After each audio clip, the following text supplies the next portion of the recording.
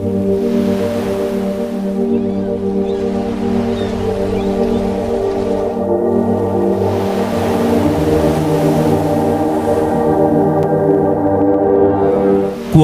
বাংলাদেশের একমাত্র সমুদ্র সৈকত যেখানে সূর্যোদয় আর সূর্যাস্ত দুটোই দেখা যায়। প্রিয় দর্শক, আজকের এই যাত্রায় আমরা ঘুরে দেখাবো কুয়াকাটার লুকানো ও অসাধারণ সব সৌন্দর্য। মিনি সুইজারল্যান্ড, 3 নদীর মোহনা, দোলনা পয়েন্ট, লেবুর চর, গঙ্গামতি এবং আরও কিছু দারুণ লোকেশন। সাজেস্ট করব কুয়াকাটার সুন্দর একটা হোটেল যেখানে কম খরচে থাকতে পারবেন। আমাদের যাত্রা শুরু হয় খুলনা থেকে। বাংলাদেশের যে কোনো প্রান্ত থেকে বাসে করে খুব সহজেই কুয়াকাটা আসতে পারবেন।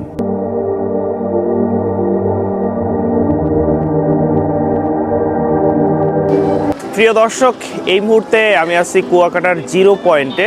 এইখানে চমৎকার করে একটা রোড ম্যাপ দেয়া আছে। আপনারা যখন নতুন ফার্স্ট টাইম কুয়াকাটাতে আসবেন, ঠিক এই জিনিসটা দেখেই কিন্তু সিলেক্ট করতে পারবেন কোথায় আপনারা যাবেন। এইখানে দেওয়া আছে কাওয়ার চর হচ্ছে 12 কিলো, ঠিক বাম হাত ধরে আপনাদেরকে যেতে হবে। 3 নদীর মোহনা যেটা আছে এটা হচ্ছে 8 কিলো, এদিকে যেতে হবে ডান দিকে। তারপর হচ্ছে মিস্ত্রিপাড়া, বৌদ্ধ মন্দির, ফিশ ফ্রাই মার্কেট, গঙ্গামতির চর, মোটামুটি যেইগুলো নাম বললাম সব এই দিক দিয়ে ধরে আপনাদেরকে যেতে হবে। এবং শুটকি পড়লে হচ্ছে এই দিক ধরে যেতে হবে। তো আমরা এখন হচ্ছে যেহেতু সকালবেলা আর রোজার মাস এবং এইখানে তেমন একটা রেস্টুরেন্টের দোকান খোলা নেই বললেই চলে।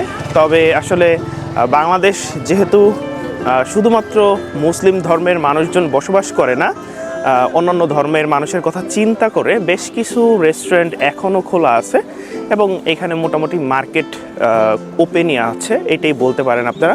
এবং আমি আপনাদেরকে যদি একটু দেখাই, এইখান থেকে আপনারা প্যান্ট বা যাবতীয় যে জিনিসগুলো আছে নিত্য প্রয়োজনীয় কুয়াকাটাতে আসলে যেই জিনিসগুলো লাগে সেইগুলো আপনারা কেনাকাটা করতে পারবেন।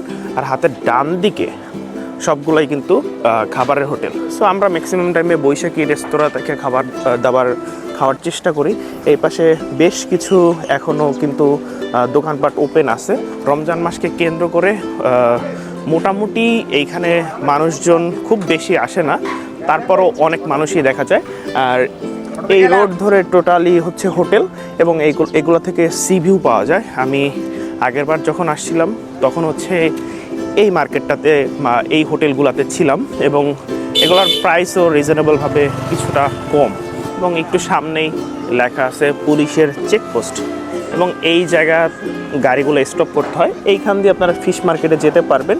এবং এই যে নতুন একটা রোড কিন্তু এখনও হচ্ছে এবং এই সামনে কোনো প্রকার যানবাহন আসা যায় না। কি অসম্ভব সুন্দর, অপূর্ব লাগছে। এবং যেটা বলতেছিলাম যে অনেক মানুষজনই কিন্তু এখনও এখানে ঘুরতে আসছে। দেখেন এখানে বিচে কিন্তু অনেক মানুষ আছে। তো এই পাশটাতেও যদি আপনাদেরকে যদি একটু দেখাই, এই পাশেও অনেক পরিমাণে মানুষ কিন্তু এখানে বেড়াতে আসছে। সো ওভারঅল জিরো পয়েন্ট থেকে সামনের দিকে আসলে আপনারা এই ভিউ পয়েন্টটা পাবেন। সো আমরা আপনাদেরকে এখন যেই জিনিসটা করব সেটা হচ্ছে জিরো পয়েন্ট থেকে গঙ্গামতির চর, শুটকিপল্লী যেই জায়গাটাতে আছে সেই জায়গাটাতে আপনাদেরকে নিয়ে যাব এবং আপনাদেরকে ঘুরে ঘুরে দেখাবো ওইখানে গেলে আপনারা কি কি জিনিস দেখতে পারবেন এবং এক্সপ্লোর করতে পারবেন। তো চলেন আপনাদেরকে সাথে নিয়ে কুয়াকাটা সাগরকন্যার যে সৌন্দর্য সেই জিনিসটা উপভোগ করি।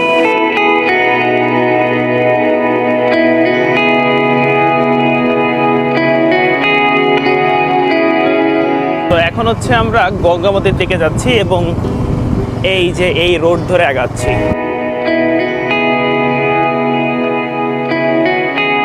প্রিয় দর্শক, দেখেন জেলেরা কিন্তু মাছ ধরার জন্য রেডি হচ্ছে।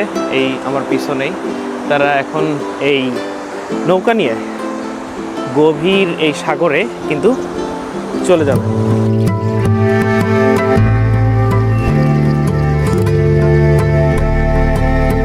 প্রিয় দর্শক, গঙ্গামতি যাওয়ার পথে এই রকম ভাঙা চূড়া একটা বনের মতো আপনারা দেখতে পারবেন। 2007 সালের দিকে যখন সিডর হয়, ঠিক সিডরে বাংলাদেশে যে ক্ষয়ক্ষতিটা হয়, এই যে ধ্বংসস্তূপ বা গাছ মরে আছে, পড়ে আছে, এই স্মৃতি আপনারা দেখতে পারবেন। এবং 2007 সালে এখানে ব্যাপক ক্ষয়ক্ষতি হয় এবং এতটাই ক্ষয়ক্ষতি হয় যে আসলে যত বন ছিল, যত গাছপালা ছিল সব কিছুই মানে ঝড়ে ভেঙে যায় এবং এই ধ্বংসস্তূপই বলে দেয় যে আসলে প্রকৃতি কতটা ভয়ঙ্কর বা ভয়ানক হতে পারে। তো চলেন দর্শক, আপনাদের সাথে নিয়ে আমরা হচ্ছে গঙ্গামতির দিকে আগাতে থাকি।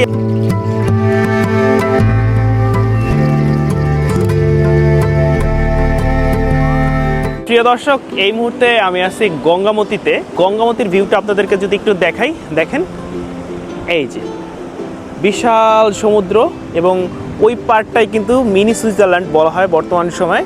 এবং এইখানে বেশ কিছু দোকান আছে, স্পট আছে, এই যে এখানে বেশ কিছু দোলনা আছে। আপনারা চাইলে দোলনার সাথে বসে চমৎকার সময় বা গল্প করতেই পারবেন। এবং এই দোকানগুলো এখন যেহেতু রমজান মাস প্রিয় দর্শক, তাই হচ্ছে বন্ধ আছে। তবে আপনারা যখন সিজনে আসবেন তখন কিন্তু এই দোকানগুলো ওপেন থাকবে। এখানে ডাব থেকে শুরু করে কুয়াকাটার আরও বিখ্যাত যে জিনিসগুলো থাকে সেইগুলো কিন্তু আপনারা এই দোকান থেকে আপনাদের প্রয়োজন মতো কিনে নিতে পারবেন।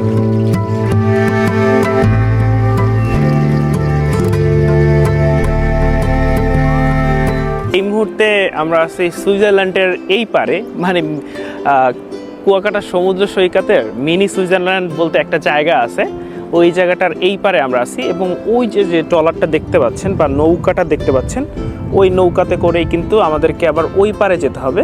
এবং ওই পারে মূলত মিনি সুইজারল্যান্ড।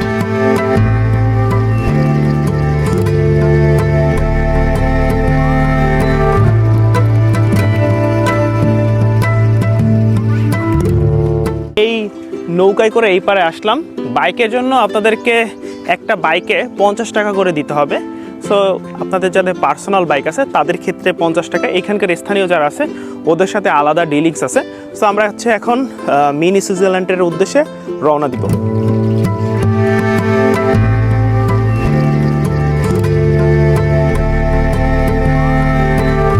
প্রিয় দর্শক, এই মুহূর্তে আমি আছি কুয়াকাটার মিনি সুইজারল্যান্ড খ্যাত এই চমৎকার একটা জায়গাতে। আমার পিছনে যতদূর যাচ্ছে চোখ ততদূর হচ্ছে ঝাউ গাছ, আর এই পাশে বেশ কিছু গরু ছাগল আর কি লালন পালন করা হচ্ছে।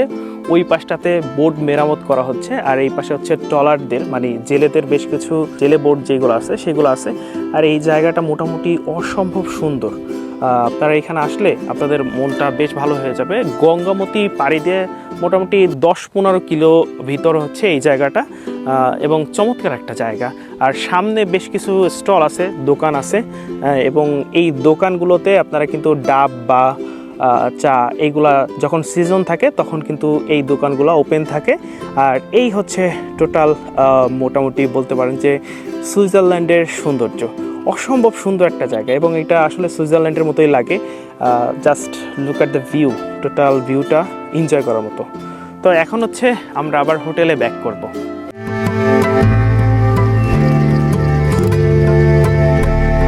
প্রিয় দর্শক, আমি যেই হোটেলটিতে এসে উঠেছি এটা হচ্ছে হোটেল সি লেভেল কুয়াকাটা, এবং চমৎকার আধুনিক একটা হোটেল। আপনাদেরকে হোটেলের ভিতরে যদি একটু দেখাই, তো আমি ব্যাগগুলো হচ্ছে ভিতরে রেখে এখানে আসছি। তো এইটা হচ্ছে হোটেলের চেক ইন চেক আউট যে রিসিপশন এইটা। সো এখানে আছে সাইদুর রহমান ভাইয়া। আসসালামু আলাইকুম ভাইয়া। এই তো ভাইয়া, ভালো আছি। চেক ইন টাইম হচ্ছে 1:30, আর এখানে হচ্ছে মোবাইল নাম্বার দেওয়া আছে ভাইয়াদের, আপনারা যারা যোগাযোগ করে নেবেন। এবং আমার কথা বললে কি কোনো ডিসকাউন্ট থাকবে ভাইয়া? অবশ্যই। তো আপনার কথা থাকলে 100% মানে 50% প্লাস ডিসকাউন্ট দেওয়া হবে। সো ভাইয়াদের রুম প্রাইসটা হচ্ছে এইটা। আপনারা যদি 2 জন আসেন সর্বনিম্ন থাকতে পারবেন 1100 টাকা করে। এই যে এইটা। আপনাদেরকে এই হোটেলের পার্কিংটাও একটু দেখাই। এইখানে বিশাল বড় স্পেস আছে, উইচে সামনে আমাদের বাইক রাখা আছে। এখানে আপনারা প্রাইভেট কার থেকে মোটরসাইকেল সব কিছুই মোটামুটি পার্কিং করতে পারবেন। আর আমরা যে রুমটা নিয়েছি আপনাদেরকে যদি একটু দেখো, আমরা যে রুমটাতে আছি এটা হচ্ছে 203 নাম্বার রুম, এবং এই রুমের প্রাইস হচ্ছে 5500 টাকা। তবে এইটার উপরে 20% ডিসকাউন্ট থেকে শুরু করে মোটামুটি 30% 50%ও ডিসকাউন্ট চলে। যখন আর কি সিজন কম থাকে বা সিজনের চাপ বেশি থাকে তখন হচ্ছে একটু কম ডিসকাউন্ট পাবেন আপনারা এই রুমে। আর যখন সিজনের চাপ একটু কম থাকে তখন হচ্ছে আপনারা খুব কম প্রাইসে কিন্তু এই রুমটা পেয়ে যাবেন। আর স্ক্রিনে তাদের নাম্বার দেওয়া থাকবে, আমি অবশ্যই সেই নাম্বারটা দিয়ে দেবো, আপনারা যোগাযোগ করে নেবেন। এইখানে যদি একটু দেখাই, একটা টিভি আছে এবং আমার সাথে আছে সাইদুর ভাই আসছে রুমে। আর এখানে টিস্যু আছে, আপনাদের জন্য টাওয়াল দিবে, পানির ব্যবস্থা আছে। এই পাশে একটা মিরর আছে, আর এই জানলাটা মনে হয় খোলা যায়। সো এই জানলা খুলে আপনারা বেলকনিতেও যেতে পারবেন, এটা তালা মারা, আমরা একটু পরে চাবি নিয়ে আসবো। সো বেলকনিতেও যেতে পারবেন। আর আপনাদেরকে যদি একটু ওয়াশরুমটা একটু দেখাই, রুমটা দেখেন অনেক চমৎকার একটা রুম। আর এই যে বেডটা এটাও অনেক সফট। আর যদি আপনাদেরকে দেখাই, এখানে একটা আলমিরা আছে, আপনাদের প্রয়োজনীয় যে ব্যাগ সেগুলো রাখতে পারবেন, এখানে আপনাদের লাগেজ বা জিনিসপত্র রাখতে পারবেন। আর এই সাথে আপনাদেরকে একটু ওয়াশরুমটা একটু দেখাই। তো এই হচ্ছে ওয়াশরুমের স্পেস অনেক বড় এবং এইখানে একটা আয়না আছে। অ্যান্ড আপনাদের ব্রাশ থেকে শুরু করে পেস্ট, টুথপেস্ট, তারপর হচ্ছে শ্যাম্পু, সাবান। রুমের প্রাইসটা যে দাম আছে সেই অনুসারে আমার কাছে মনে হচ্ছে পারফেক্ট। এবং আপনারা যারা আসলে কুয়াকাটাতে একটা রিল্যাক্সিং ট্যুর দিতে চান তারা এই রুমটা চুজ করতে পারেন।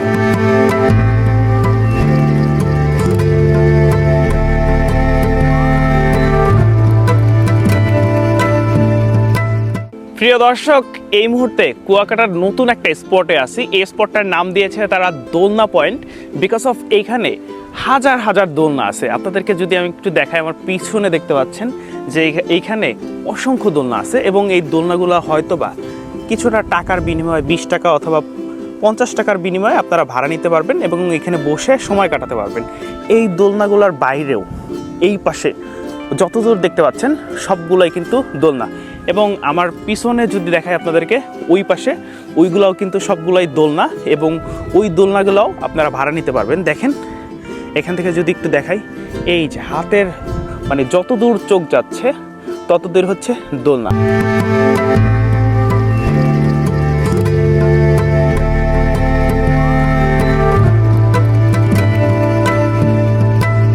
আপনাদেরকে যদি একটু বলি যে এই দোলনা পয়েন্টটা কোন দিকে, 3 নদীর মোহনা এবং লেবুর পয়েন্টের মাঝামাঝি এই জায়গাটা হচ্ছে দোলনা পয়েন্ট।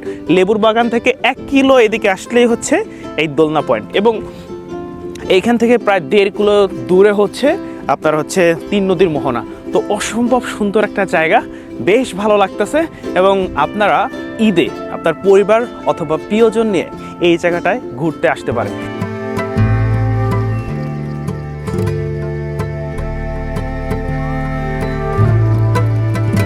রাইট নাও আমি আছি লেবুর বাগান বা লেবুর বন বলতে এই জায়গাটাতে। আসলে এখানে লেবু আছে কিনা বা একটা সময় হয়তো বা লেবুর বাগান ছিল, তাই এটাকে লেবুর বন বা লেবুর বাগান বলে। শুটকিপল্লির পাশেই কিন্তু এই জায়গাটা এবং এইখানে বেশ কিছু চমৎকার স্মৃতি রেখে গেছে 2007 সালের সেই সিডর বন্যার। এবং এইখানে অনেক পরিমাণে গাছগাছালি ছিল যেগুলোকে ভেঙে একদম মানে শেষ করে দিয়ে চলে গেছে। তো সেই স্মৃতি হিসাবে এইখানে বেশ কিছু ভাঙা গাছের অংশ এখন আপনারা আসলে কিন্তু দেখতে পারবেন।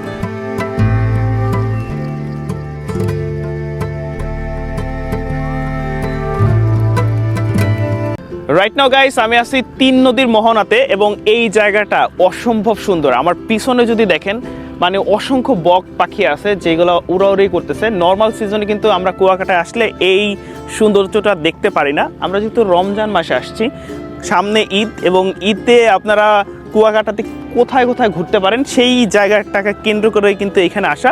তো 3 নদীর মোহনাটা একটু সামনে, সো আমরা ওইদিকে যেতে পারছি না কারণ এইখানে এখন প্রচুর পরিমাণে জোয়ার চলতেছে, পানি চলে আসছে।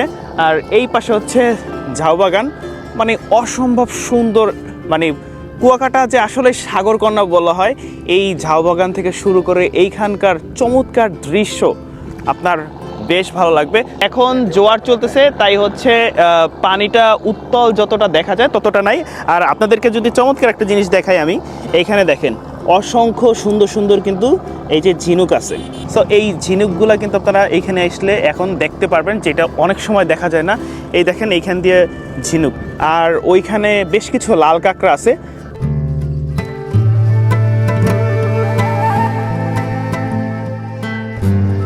প্রিয় দর্শক, 2 দিনে কুয়াকাটার এই পর্যটন স্পট ঘোরাঘুরি শেষ হলে আপনারা বৌদ্ধ মন্দির এবং রাখাইন মার্কেটে যেতে পারেন। আমার আগের ভিডিওতে বৌদ্ধ মন্দির এবং রাখাইন মার্কেট নিয়ে ডিটেলসে বলা আছে, চাইলে সেই ভিডিওটি দেখে নিতে পারেন, ডিসক্রিপশন বক্সে লিংক দেওয়া থাকবে। এই ছিল মোটামুটি আজকের এই ভিডিওটি কে কোথা থেকে দেখছেন অবশ্যই কমেন্ট করে জানাবেন। And thank you so much.